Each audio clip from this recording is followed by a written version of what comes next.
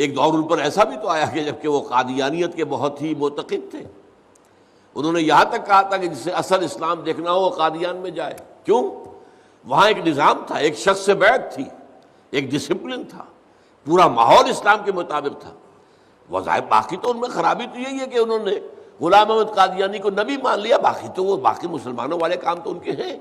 और अल्लामा इकबाल के बारे में ये हकीकत है कि एक वक्त में वो अहमदिया जमात के इतने करीब थे कि कहा जाता है कि जमात में शामिल भी हुए, उनके बाकी बुजुर्गान भी शामिल हुए।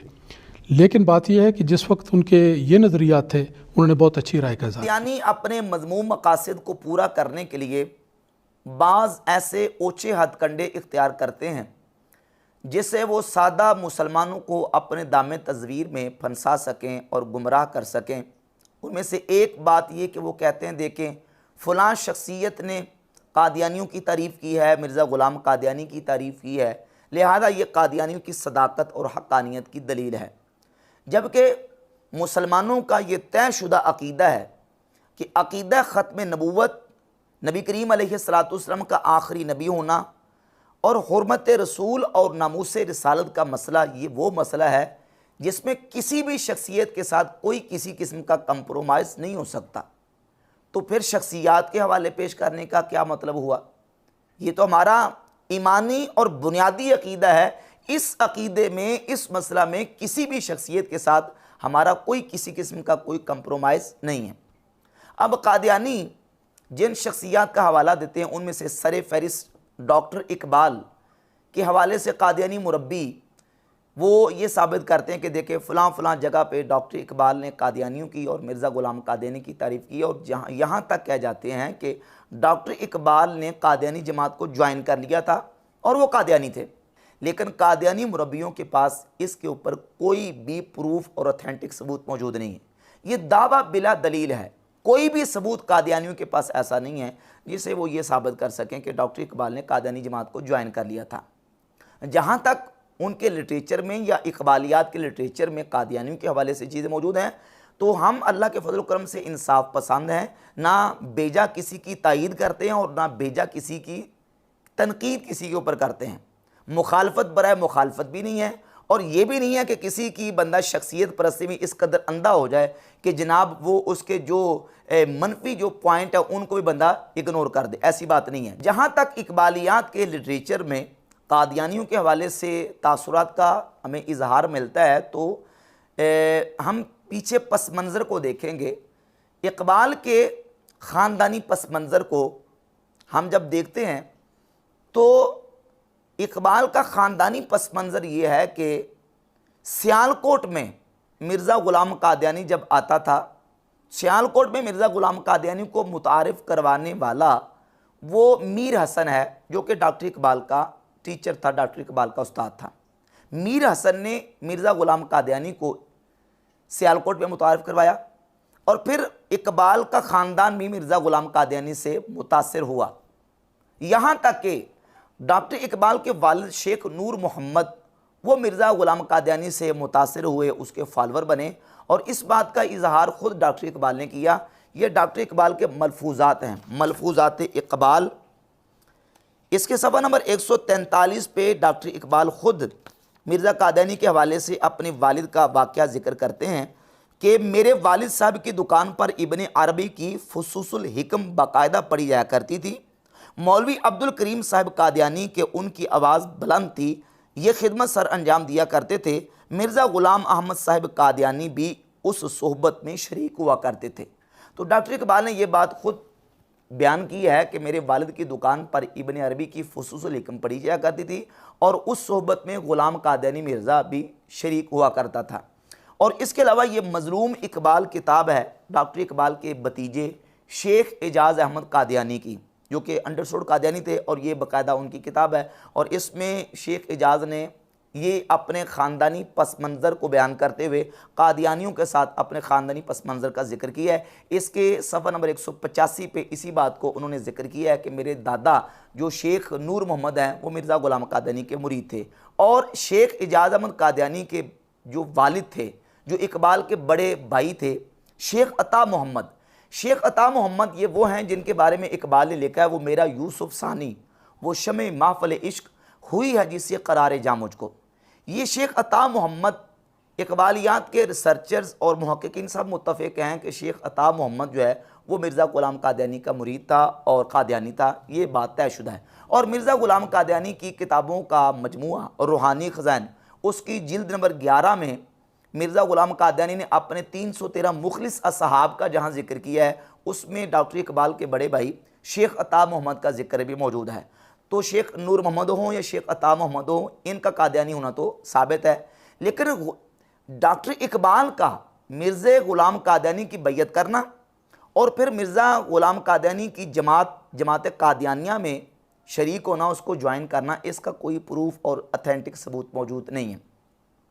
हाँ, ये है कि डॉक्टर इकबाल के कलाम में, डॉक्टर इकबाल की किताबों के अंदर ऐसी चीज़ें मौजूद हैं कि जिसमें उन्होंने मिर्ज़ा ग़ुलाम कादियानी और जो कादियानी जमात है इसके हवाले से अपने तासुरात का इजहार किया है। उनमें से एक डॉक्टर इकबाल की किताब है नज़रिया तौहीद मुतलक, जो कि शेख अब्दुल करीम अल जीली ने पेश किया।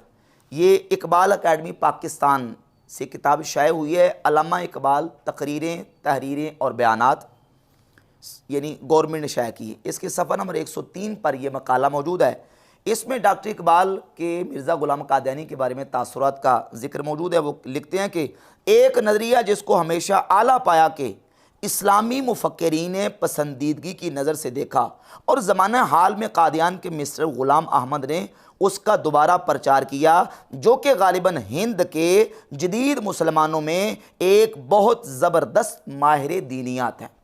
हाँ, ये है कि डॉक्टर इकबाल ने मिर्ज़ा ग़ुलाम कादियानी को माहिर दीनियात और नौज़ बिल्लाह हिंद के जदीद मुसलमानों में माहिर दीनियात जो है वो लिखा है। लेकिन ये बात अपनी जगह पे हम इसकी तरदीद करते हैं, इसका रद्द करते हैं, लेकिन यह है कि इससे डॉक्टर इकबाल का कादियानी होना साबित नहीं होता कि उन्होंने कादियानी जमात को ज्वाइन कर लिया था। ये एक तारीफ़ की है, वो अपनी जगह पे वो गलत है, हम इसको तस्लीम नहीं करते, लेकिन कादियानी होना इससे साबित नहीं होता। इसके बाद डॉक्टर इकबाल ने एक और किताब लिखी, मिल्लत बैदा पर एक उमरानी नज़र।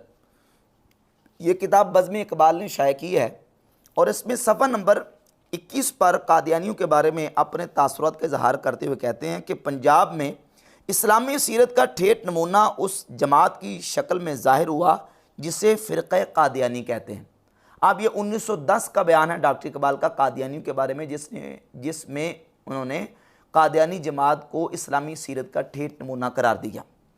इसके बाद 1911 में डॉक्टर इकबाल ने अपने बड़े बेटे आफ्ताब इकबाल को कादियान के तालीमुल इस्लाम स्कूल में दाखिल करवाया। इससे भी कादियानी पली लेते हैं। फिर 1913 में डॉक्टर इकबाल को तलाक के हवाले से एक शरई रहनुमाई की ज़रूरत थी, तो डॉक्टर इकबाल ने यहाँ लाहौर से कादियान मिर्ज़ा जलालुद्दीन को भेजा कि जाके मौलवी नूरुद्दीन बेरवी से मसला पूछ के आओ कि आया मैंने अपनी बीवी को एक अरसे से अपने आप से जुदा रखा है, तलाक नहीं दी, अलबत्ता नीयत तलाक की हुई थी, तो क्या ऑटोमेटिक तलाक तो नहीं हो गई।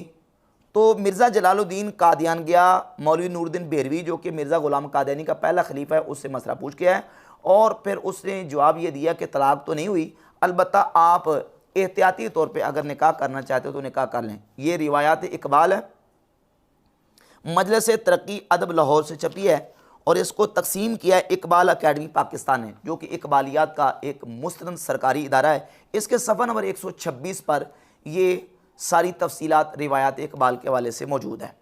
तो ये चीज़ें इकबाल के लिटरेचर में बिला शक व शुबा मौजूद हैं। इसके अलावा चौधरी आहसन के नाम डॉक्टर इकबाल ने ख़त लिखा है 1932 को। ये इकबाल नामा मजमूआ मकातिब इकबाल है। 7 अप्रैल 1932 को ख़त लिखा और लाहौरी कादियानियों के हवाले से अपने तासुरात का इजहार किया है। कहा बाकी रही तहरीक अहमदियत, सो मेरे नज़दीक लाहौर की जमात में बहुत से ऐसे अफराद हैं जिनको मैं गैरतमंद मुसलमान जानता हूँ और उनकी इशाअत इस्लाम की मसाई में उनका हमदर्द हूँ। किसी जमात में शरीक होना या ना होना इंसान की ज़ाती उफ्ताद तबीयत पर बहुत कुछ इन्हिसार रखता है। तहरीक में शामिल होने या ना होने का फ़ैसला आपको खुद करना चाहिए। तो मिर्ज़ा ग़ुलाम कादियानी के हवाले से और कादियानियों के हवाले से जो इकबाल के तासुरात हैं वो इकबालियात के लिटरेचर में मौजूद हैं, लेकिन इन तमाम चीज़ों से इकबाल का कादियानी होना इसका सबूत नहीं मिलता जब तक कि बिल्कुल वाज़े तौर पर कादियानी कोई ऐसा हवाला पेश न करें। इसके अलावा एक और हवाला भी पेश करते हैं कादियानी, वो इसी जो इकबाल नामा के सफ़ा नंबर 289 पे डॉक्टर इकबाल ने डियर मसूद के नाम एक ख़त लिखा, उसमें अपनी वसीयत का इजहार किया जो 1937 में उन्होंने वसीयत लिखी थी कि मेरे मरने के बाद मेरे बच्चों के 5 लोग गार्डियन होंगे, उनमें से एक गार्डियन जो तीसरे नंबर पे वो शेख एजाज अहमद कादियानी। शेख एजाज अहमद कादियानी ये डॉक्टर इकबाल के भतीजे थे जिनका तारुफ मैं पेश कर चुका हूँ। ये शेख अता मोहम्मद का बेटा था, जो कि शेख अता मोहम्मद डॉक्टर इकबाल का बड़ा भाई था, कादियानी था, और शेख एजाज अहमद भी कादियानी था जिसने ये किताब लिखी है मजरूम इकबाल। तो डॉक्टर इकबाल ने लिखा है कि मेरा भतीजा शेख एजाज अहमद ये है तो कादियानी लेकिन नहायत साले आदमी है। अफसोस के दीनी अकायद की वजह से वो कादियानी है लेकिन है नहायत साले आदमी है। तो इन तमाम चीज़ों के बावजूद सारी चीज़ें ऑन द रिकॉर्ड मौजूद हैं। इससे ये तो चीज़ें वाज़ेह होती हैं कि डॉक्टर इकबाल ने कादियानियों के हवाले से या बिलखुसूस जो जमात अहमदिया लाहौर कहलाती है उनके बारे में जो नरम रवैया और एक मुस्बत किस्म की स्टेटमेंट्स दी हैं, लेकिन उन्होंने कादियानी जमात को ज्वाइन कर लिया था और मिर्ज़ा ग़ुलाम कादियानी की बैत कर ली थी। इस पर जो है वो कादियानी मुरब्बी कोई हवाला पेश नहीं कर सकते। इसके बाद डॉक्टर इकबाल ने कादियानियों के ख़िलाफ़ बहुत सख्त बयानात भी दिए। अब वो जो सख्त बयानात हैं कादियानियों के हवाले से जब हम उनको देखते हैं और वो कादियानियों के सामने पेश करते हैं, तो अब कादियानी क्या करते हैं कि वो ये कहते हैं कि असल में डॉक्टर इकबाल ने जो कादियानियों के ख़िलाफ़ बयानात दिए हैं वो 1935 के बाद दिए हैं, और वो बयानात देने की वजह असल में सियासी इख्तलाफ था। और वो सियासी इख्तलाफ क्या था, उसके 2 पॉइंट कादियानी पेश करते हैं। एक तरफ कादियानियों का मौक़िफ़ है और दूसरी तरफ जो है वो इकबालियात के माहिरीन का मौक़िफ़ है, वो भी आपके सामने रखता हूँ। कादियानियों का मौक़िफ़ ये है कि ये 1935 के बाद इकबाल ने कादियानियों के ख़िलाफ़ जो सख्त बयानात और उनके ख़िलाफ़ सख्त स्टेटमेंट्स दी हैं उसकी 2 वजूहात हैं। उनमें से एक वजह यह है कि वायसराय हिंद की कौंसिल का रुकन था सर फजल हुसैन, वो 4 महीने के लिए छुट्टी पे गया, तो उसकी जगह पे कायम मकाम वायसराय हिंद की कौंसिल का रुकन मुकर्रर करना था किसी शख्स को। इकबाल का नाम भी आता था और चौधरी ज़फ़रुल्लाह खान जो कि कादियानी था उसका नाम भी आता था। तो इकबाल की बजाय चौधरी ज़फ़रुल्लाह को रुकन मुकर्रर कर दिया गया। तो यहाँ से इकबाल की टसल कादियानियों के साथ शुरू हो गई। तो यहाँ ये एक सियासी और इंतज़ामी इख्तलाफ चल पड़ा जिसकी वजह से इकबाल ने फिर कादियानियों के ख़िलाफ़ सख्त बयानात देने शुरू कर दिए, नंबर 1। और नंबर 2 ये कि कश्मीर कमेटी की सदारत का इख्तलाफ था। कश्मीर कमेटी का सदर उन दिनों में मिर्ज़ा ग़ुलाम कादियानी का बेटा बन गया, और दूसरी तरफ से जमात अहरार और इनायतुल्लाह शाह बुखारी और दीगर ये लोग वो इकबाल को कश्मीर कमेटी का सदर बनाना चाहते थे, लेकिन कश्मीर कमेटी की सदारत जो है वो कादियानियों के हाथ आ गई। तो इस बुनियाद पे इकबाल ने फिर कादियानियों की मुखालफत शुरू कर दी। तो ये 2 वजूहात थी। और दूसरी तरफ जो इकबालियात के माहिरीन और रिसर्चर्स हैं वो कहते हैं कि नहीं, ये बेसिक इख्तलाफ नहीं है। असल में ये है कि इकबाल कादियानियों के बारे में जो नरम रवैया एक अरसा तक रखते रहे 1935 तक, तो उसकी बुनियाद ये थी कि इकबाल को कादियानियों से अच्छे नताइज बरामद होने की उम्मीद थी।